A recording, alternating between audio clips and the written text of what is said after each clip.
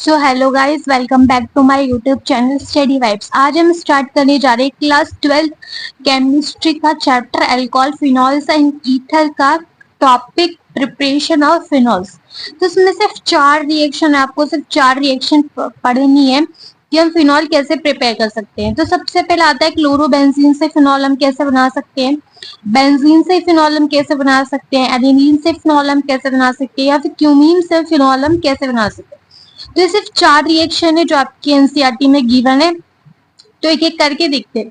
सबसे पहले chlorobenzene to phenol, हम क्लोरोबेंजीन से फिनॉल कैसे बना सकते हैं। तो सबसे पहले देखो, ये क्लोरोबेंजीन है, आपको क्लोरोबेंजीन लेना है। बेंजीन के ऊपर क्या लगा है, क्लोरीन, तो ये क्या हो गया, क्लोरोबेंजीन। क्लोरोबेंजीन लेना है और क्लोरोबेंजीन की रिएक्शन ये आपको याद रखना कि रिएजेंट कितना टेम्परेचर लग रहा है, कितना प्रेशर लग रहा है और किसके प्रेजेंस में हो रहा है, तब वो किसमें किसमें कन्वर्ट हो रहा है। तो क्लोरोबेंजीन फिनॉल में कैसे कन्वर्ट होता है, क्लोरोबेंजीन फिनॉल में जब हम NaOH सोडियम हाइड्रोक्साइड की और 300 atm प्रेशर रखते हैं और 623 केल्विन टेम्परेचर रखते हैं, तब जाके क्लोरोबेंजीन फिनॉल में कन्वर्ट हो जाता है। ठीक है, अब इसमें एक शॉर्ट ट्रिक बता देती हूँ, वैसे सिर्फ ये याद रखने की है, ऐसे कोई इसके पीछे लॉजिक नहीं है, सिर्फ याद करने के लिए। तो आप क्या करो, इसमें NaCl निकाल दो, यहाँ से ये NaCl को आउट कर दो यहाँ पे, और ये जो OH है ये यहाँ पे इस बेंजीन के ऊपर आ जाए, NaCl बाहर निकल जाएगा, NaCl बाहर निकल जाएगा और OH इस बेंजीन के ऊपर जाके अटैच हो जाएगा। तो ये सिर्फ एक याद करने की ट्रिक थी, आप इसको ऐसे भी याद कर सकते हो। तो अब दूसरी रिएक्शन आती है, बेंजीन से हम फिनॉल कैसे बना सकते हैं।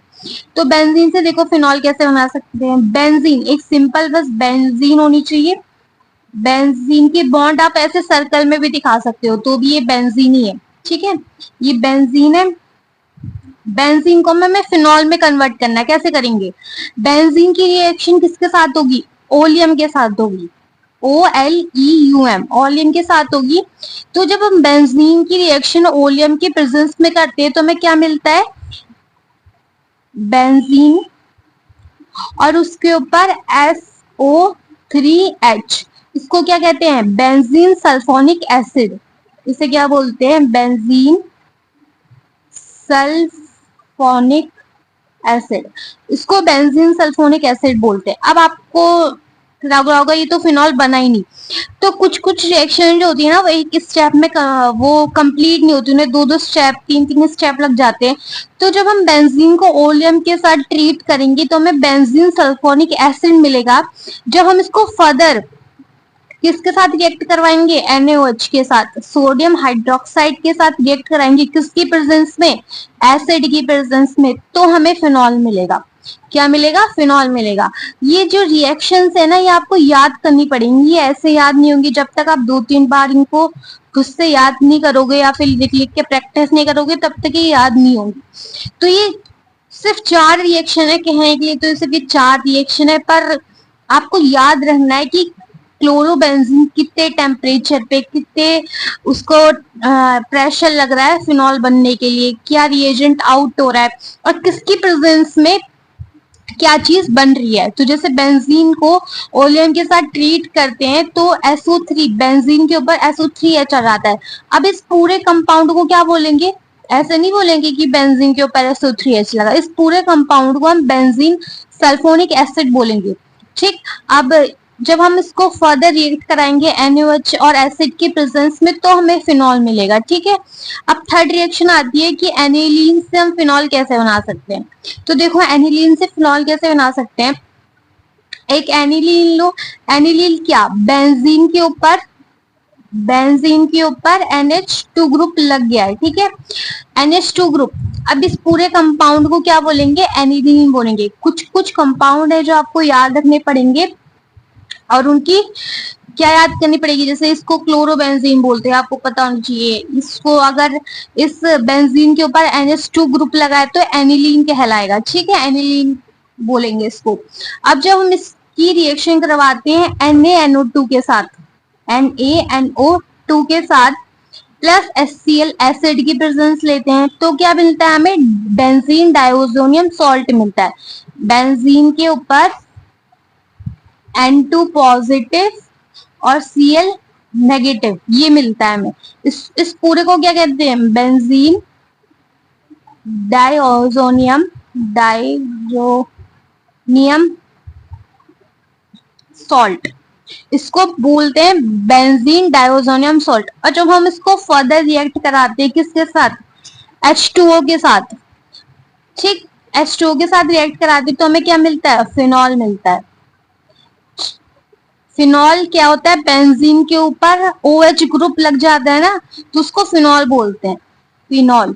अब देखो यहाँ से क्या क्या आउट होगा, N2 एक गैस है, ठीक, N2 एक गैस है तो N2 गैस एक लिबरेट हो जाएगी यहाँ पे। और ये कैसे, वाटर कैसे ब्रेक होता है, H पॉजिटिव और OH नेगेटिव, ठीक। तो अभी क्या होगा, यहाँ से HCl आउट हो जाएगा, HCl यहाँ से बाहर निकल जाएगा।